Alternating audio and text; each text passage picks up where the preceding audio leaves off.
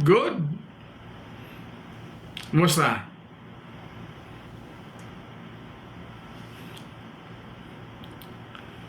Medyo medyo medyo natawa lang ako ng konti doon sa mga napanood ko na mga statement ni senator. Yung mga statement sa publiko ni Ace Barbers, ni congressman. Congressman ka pa naman. Pero bakit yung assumption mo ay naniniwala kami sa'yo? Bakit kung Congressman Barbers is Barbers, bakit yung assumption mo sa sarili mo ay pinaniniwalaan ka namin ng publiko? Bakit mo sinabi na desisyon ng taong bayan yung pag-impeach kay BP Sara? Ilan na ba yung kalahating porsyento ba ng tao sa distrito mo bumulong sa'yo na Is Barbers, tanggapin mo yung 22 million. Pumirma ka para ma-impeach si Sara. Yun ba ang sabi nila sa'yo? Tanggapin mo yung 22 million? Tapos pirmahan mo yung impeachment para sa Vice President? Yun ba ang utos ng taong bayan sa'yo? Alam ba nila na kung magkano pera nakuha mo doon sa pagpirma mo, sa bawat pirma? Alam ba nila yon? Eh, bakit hindi namin alam? Parehas naman kami, parehas tayo taga Surigao. Dapat kasi hatian mo kami para hindi kami mag-ingay. Pero, seriously speaking, Barbers, adyo sab kami pagtunto ha pagtuda. Adyo pag isagad kami pagtunto. Kaya dili kami kung mga tunto. Hindi kami ganun katanga. Hindi ganun kami kamangmang na tao para pagsalitaan mo sa publiko ng isang hypocrisy na pananalita. Di ba? Anong gine-question mo kay Sara? Confidential fund na na-clear na ng na-clear na ng kuwa. Ino-overpower ninyo ang kuwa, nag-abuso kayo. Hindi inyo mandate, tinatrabaho ninyo. Mandate sa kuwa ang paghingi ng liquidation sa bawat ahensya ng gobyerno. Di ba? Hindi nyo trabaho. Ang trabaho nyo lang, primarily, is maggawa ng batas. Primarily.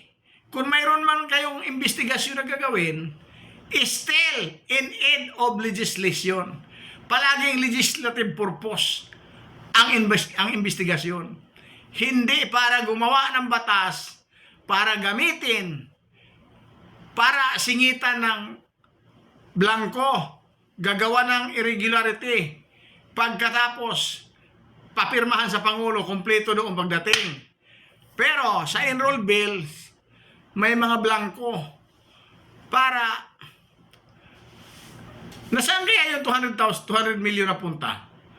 Barbers, yung illegal insertion nyo. Saan napunta yun? Hindi ka nagpapaliwanag eh. Nililihis mo yung taong bayan, nililihis mo sa tunay na issue. Alam mo kung anong tunay na issue ngayon? Dali ha. Ibigay ko sa iyo yung tunay na issue kasi niloloko mo kami. Ano, gusto mo ulit kumuha ng boto sa amin? Kawawa naman taong bayan sa inyo. Mga gago kayo ng mga tao kayo. Mga siraulo pala kayo ng mga ipinanganak kayo ng mga halang bitukan nyo.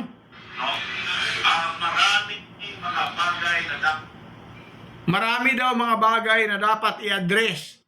Sabi ni Governor Alegre ng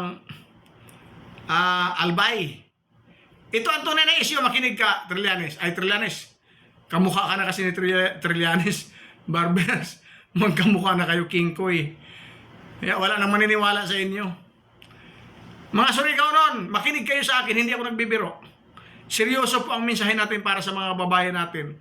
Maging wais na kayo ngayon sa pagboto. Tanggapin po ninyo yung ayuda na yan kasi hindi nila pira yan. Kaysa naman sila lang ang lalamon yan, hindi kayo makikinabang. Tanggapin nyo, tapos Huwag kayo nakikinig. Huwag kayo magpanikta kung sinong ibubuto ninyo. Ito ang tunay na isyo. Pakinggan. Pag-i-address. Hindi tayo efficient pagdating po sa pera natin. Sa gitna ng lahat ng ito, muling iginiit ni Alegre ang kahalagahan ng matalinong pagboto.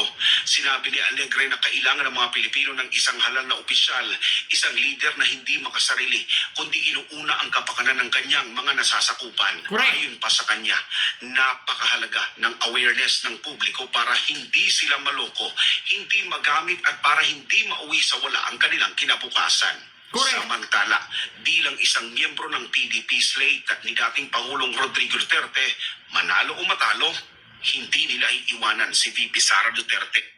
Ito yung may paninindigan na tao.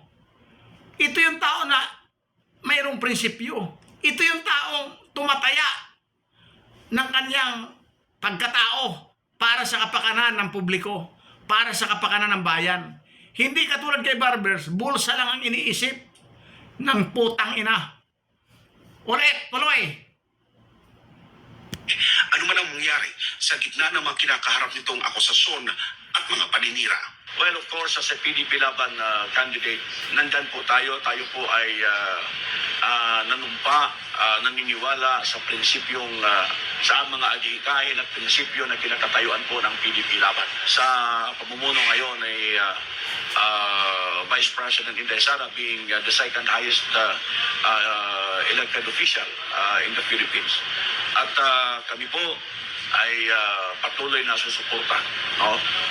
Para po kay Inday Sara. Para sa Diyos at sa Pilipinas kung mahal, nag-uulat Paul Montemon, SMNA News. Nagpahayag ng pag-aalala ang mga OFW kaugnay sa kanilang seguridad, benepisyo at suporta habang sila'y nasa ibayong dagat. Yan, Barbers, ang unahin mo. Congressman ka, palagi sana nakatuto ka sa panukalang batas na magbibigay ng garantiya para sa kinabukasan ng bansang Pilipinas. Sas Mariosep, ano na ba ang nagawa mo?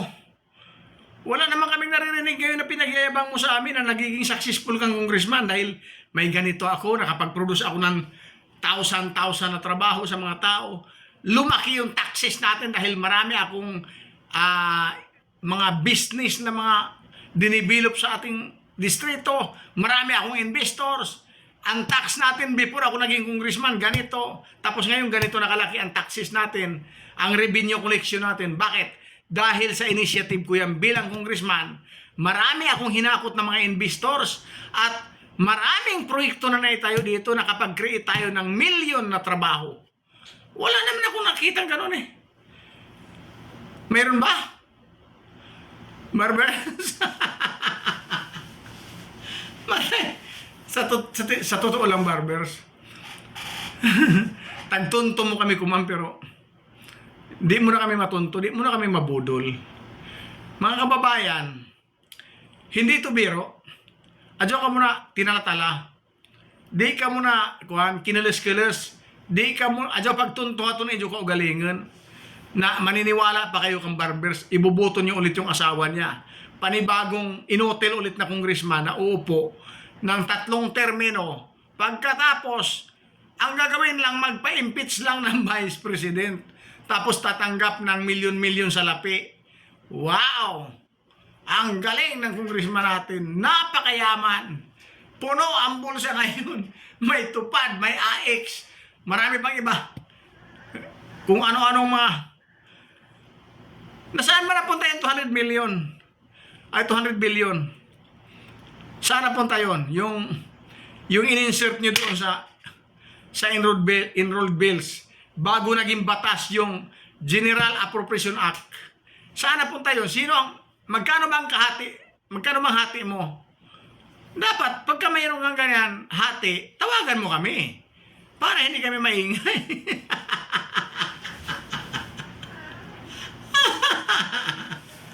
Ay, naku, Barbers. Nahikatawar kan malamang kita sa imo. Arang mga din, imo mga dyan kami tagsagad-sagad pagtunto. Adyo kami pag-isagad pagtunto, kaya dili kami kung mga tunto. Hinihingal ako sa tarantaduhan mo. Napapagod ako eh. Ulitin natin yung issue ngayon na totoo. Ang tunay na issue ng ating bansa ngayon. Ang matinding pangamba ay ang kawalan ng Sandali, hindi yan ang gusto ko.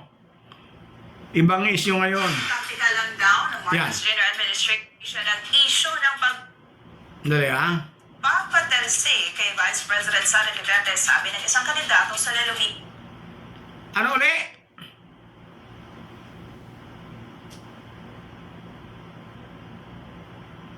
Pakiulit. Ano? Taktika lang? Taktika lang. Pakinggan natin ha. Pakinggan natin. ng Albay. Ayaw anya ng gobyerno na mapansin ng publiko ang mga totoong nangyayari sa lipunan ngayon tulad ng talamak pa rin korupsyon sa pondo ng bayan. Alamin natin ang buong detalye sa report ni Paul Montibon. Makinig kayo. Naniniwala si Albay Vice Gubernatorial Candidate June Alegre na inililihis lamang ng gobyernong Marcos Jr. ang publiko kaugnay sa mga totoong nagaganap sa Pilipinas. Sa halip nga raw kasing tugunan ang matitinding suliranin gaya ng mataas na presyo ng bilihin, droga, kriminalidad at korupsyon. Paniwala ni Alegre, ginagamit lang umano ang usapin para ilihis ang atensyon ng taong bayan. Sabi ni Alegre, dapat na maging mapagmasid ang mga Pilipino. Stop muna tayo dyan. Ito yung kandidato ngayon ng Albay na si Mr. Alegre. Candidate for governor. Napaka-sharp na tao. Alam niya kung anong nangyayari. Taktika lang ang pagpapa-impeach kay Sara para mapagtakpan jaon korupsyon na ginagawa ng Kongreso na kung saan si Barbers ay tahimik. Walang pakialam kahit maubos ang pundo ng bayan. Laban sa mga panloloko ng kasalukuyang pamahalaan. Sa Albay Anya, bilyon-bilyong piso ang nakapondo sa isang distrito lang pero hindi man lang kinikwestiyon ng Kamara. Ang masaklap pa Anya, wala namang mga dekalidad na proyekto sa lugar. Bagay na kapuna-puna dahil saan Anya napupunta ang pera ng taong bayan. Imagine si Inday Sara ay in-impeach dahil lang sa 100 milyong intelligence fund na kinukwestiyon samantalang dito po sa Albay. Last year, mayroong nakapark ditong 18 billion pesos in one congressional district. Ang kino-question dito ay 100 billion samantalang cleaner na po yan ng Department ng COA. Ngayong halalan, critical anya ang trabaho ng mga botante sa pagpili ng tamang kandidato na talagang may malasakit sa tao, lalo na sa binabayad nilang buwis sa gobyerno. Only in the Philippines, no? Or maybe here in Bicol.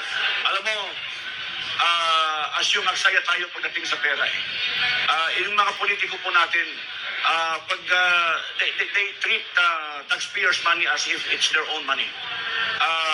Kung makagasta sila sa mga bagay-bagay na gusto lang nila as if Philippines is mountains of gold, no? Matindi, grabe. Tinuna rin nito ang talamak na pagwaldas sa kaban ng bayan sa Bicol Region na anyay napupunta lang sa bulsa ng mga gahamang politiko. Merong project ngayon, 750 million, hindi naman napakinabangan ng tao kundi papunta sa isang resort. No? At nung imbestigahan, simula pa noong 2018, ang budget na inallocate hanggang ngayon ay umabot na sa 2.8 billion pesos, no? Maraming mga bagay na dapat i-address. Hindi tayo efficient pagdating po sa pera natin. Sa gitna ng lahat ng ito, muling iginiit ni Alegre ang kahalagahan ng matalinong pagboto. Sinabi ni Alegre na kailangan ng mga Pilipino ng isang halal na opisyal, isang leader na hindi makasarili, kundi inuuna ang kapakanan ng kanyang mga nasasakupan. Correct, Barbers! Sa kanya, yan ang gawin mo. Napakahalaga ng awareness. Barbers! Yan ang gawin mo dapat, Barbers. Para iboto ka uli. Ngayon, okay lang. Total, hindi ka rin naman abogado, mambabatas. Pero butas naman yung utak, wala namang alam eh. Ang alam mo kasi, naniniwala kami sa'yo. Ang alam mo kasi, sikat na sikat ka. Paniwalang-paniwala ang taong bayan sa'yo. Yun kasi yung assumption sa isip mo eh. Hindi mo ina-anticipate na pagdating ng araw, katulad nito ngayon, pagdating ng pagkakataon, may mga taong magsasalita na alam kung ano ang ginagawa ninyo sa Kongreso. Di ba? Tumahimik ka, ulitin ko ulit. Congressman Marcolita, ikinararangal kita bilang isang marangal na Pilipino, bilang isang kongresista na mayroong prinsipyo sa pagkatao. Hindi katulad ni Barbers, na si Barbers ay isang inotel, pabaya at korap na opisyal ng Kongreso, ng district ng Surigao del Norte. Hindi kami proud sa iyo. Nakakahiya naman mag-represent ka ulit ng kandidato mo, mag-endorse ka ulit. Hindi ka nahiya sa amin? Barbers? Hindi ka ba nahiya sa amin, sa mga tao sa Surigao? Wala kang naging inotel ka. Yung pundo ng bayan, magbasa tayo ulit. Kasi po ang totoong issue ito. Ito yung iniilaga nilang issue. Magbasa tayo ulit. Huwag natin tigilan ito. Huwag natin hintuan ang pagbabasa nito kasi ito naman talaga yung tunay na issue na itinatago nila eh. Pilit nila ikinukubli itong issue na to. Ayaw ni Barbers pag-usapan to. Kaya nga, dinadivert nila yung issue doon kay Duterte, di nila sa dahig. Pinaplano nila yan. I-impeach si Sara para ang atensyon ng tao mapunta doon. Itong pagnanakaw dito, hindi na. Pero nagkamali kayo. Ulit-ulitin natin po yung pagnanakaw. I-educate natin yung mga kababayan natin na ganito na po kalaki yung perang nawawala sa kaban ng bayan. Ulitin ulit natin para si Barbers makita ng tao kung gaano siya ka-inutil. Hindi niya naprotektahan itong pera na ganito. 129 billion gold reserve na bininta ni Bangag. PhilHealth Fund, 89 billion. Lahat ito po, nalaspag na to. Maharlika Fund, 250 billion. Nalaspag na rin ito. GSIS, 62.5 billion. Nalaspag na rin. Ubos na. Sa tupad, sa ayuda, pinamimigay. Bot buying yan. Kaya lang ginagawa nilang legal, ginagawang ayuda para hindi sila ma-charge ng bot buying.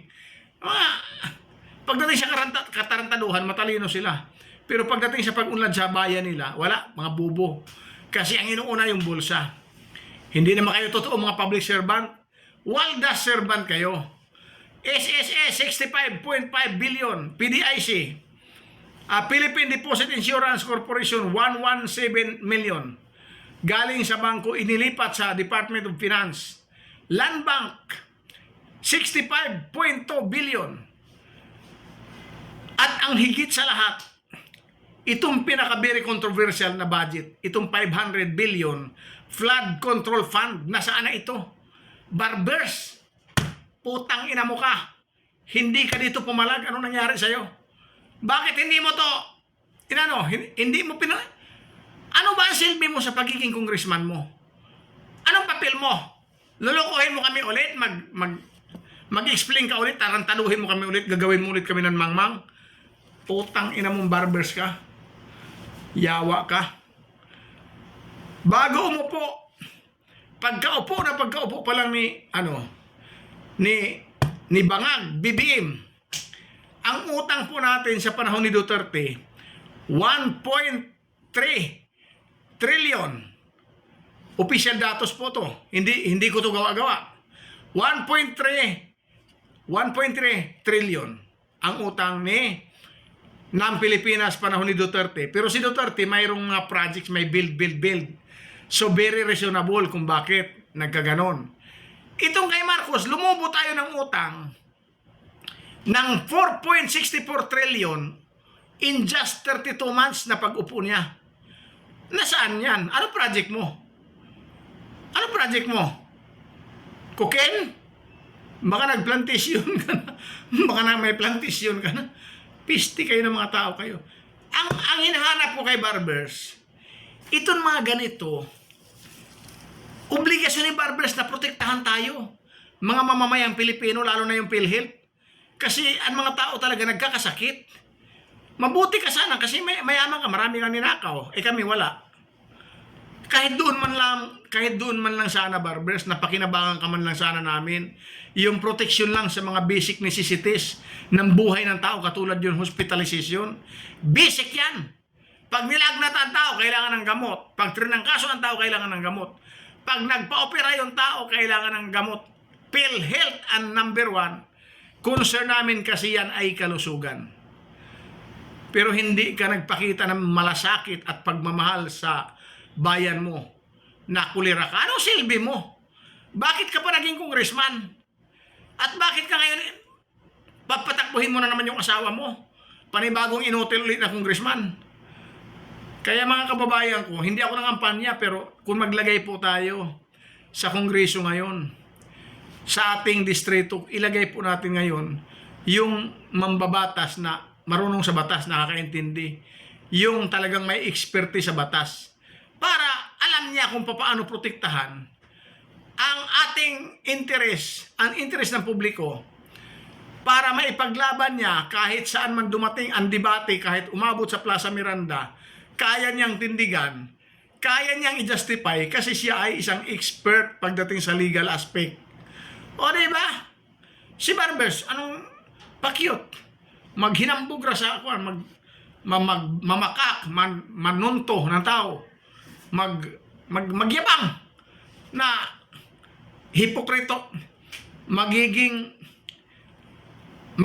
ng mga declaration sa publiko ng mga hypocrisy, katulad ng confidential fund, mamamatay tao daw si Duterte, yun mga ganong klase mga propaganda. Kasi akala kasi niya na naniniwala tayo sa kanyang, alam mo, Barbers, natatawa kami sa'yo. Akala mo manluloko ka matalino? Ikaw lang ang nakikita kong manluloko na bubo. Bakit? Nahalata namin eh. Kung matalino ka sana na manluloko, dapat hindi ka namin nahahalata. Hindi sana namin nakuha yung utak mo. Dapat nga ma-confuse kami kung anong strategy mo. Pero ang nakikita namin ngayon talagang pera lang. Wala kang ibang hangad kung hindi magpakayaman, baka nga magulat ako pagdating ng araw. Ikaw na ang may-ari ng airport at saka ng pantalan diyan sa Surigao. Bye-bye, Barbers. Barbers. Iboto po natin si Barbers. Barangay Tagay. Huwag na, congressman. Huwag ka na mangarap. Ihinto mo na yung asawa mo. Huwag mo na patakbuhin yan. Patulugin mo lang sa bahay niyo. Marami naman kayong pera. Wala rin naman kayong gagawin matino. Nakakahiya. Ikinakahiya ka namin sa Surigao. Sa Surigao del Norte. Ikinakahiya ka namin sa buong distrito na naging inutil kang congressman sa panahon ng panunungkulan mo. Ako yung nagpaalam na po sa inyo. Maraming salamat. Mabuhay kayo lahat. Thank you very much.